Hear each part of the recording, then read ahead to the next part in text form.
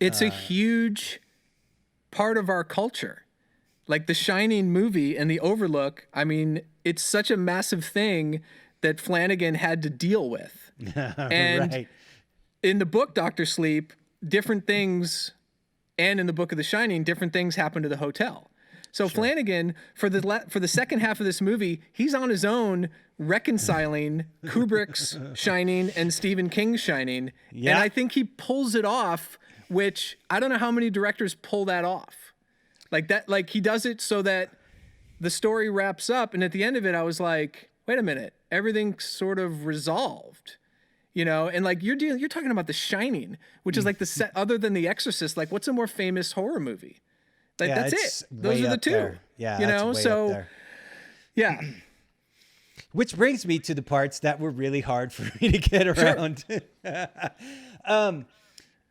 Early on in the movie, there is a scene where Danny the adult is speaking with somebody, and it's shot in the office of the Overlook Hotel for now- no reason that I could discern.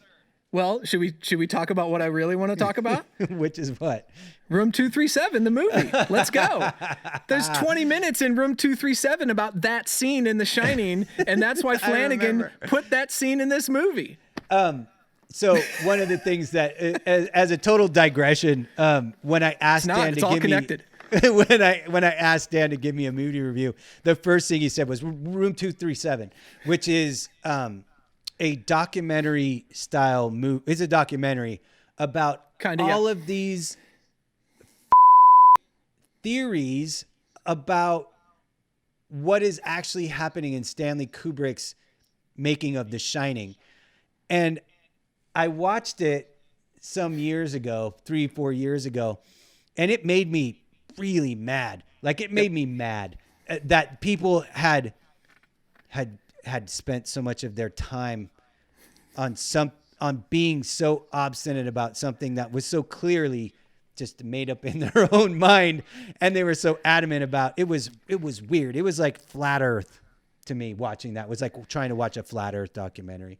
But they have their reasons, and they Yeah, it's something everybody where does. it's an amazing piece of art where these people have dissected a popular piece of media to the point where it's almost unrecognizable. And it's like fully unrecognizable. mind-numbing. Yeah, it's unbelievable. But I think that ties into Flanagan throwing back to that scene where it's like, you know, Jack Nicholson interviewing for the job, and then it's Danny 30 years, 40 years later interviewing for the same job in the same room, essentially. Yeah, but they didn't need to. There was no reason to put him in that room in a way that was logical to the telling of the story that Flanagan was tasked with telling. So that annoyed me. I was like, why? It would is a they little have bit of a done wink. that? It's a wink. Yeah. yeah, But who else other than us super nerds are going to notice that? Yeah, I guess that's true. I guess there's that. But I it's a guess wink, yeah. every time you point a finger at somebody, there's 3 more pointed back at you. All right, I got Room 237 into the podcast. There you go.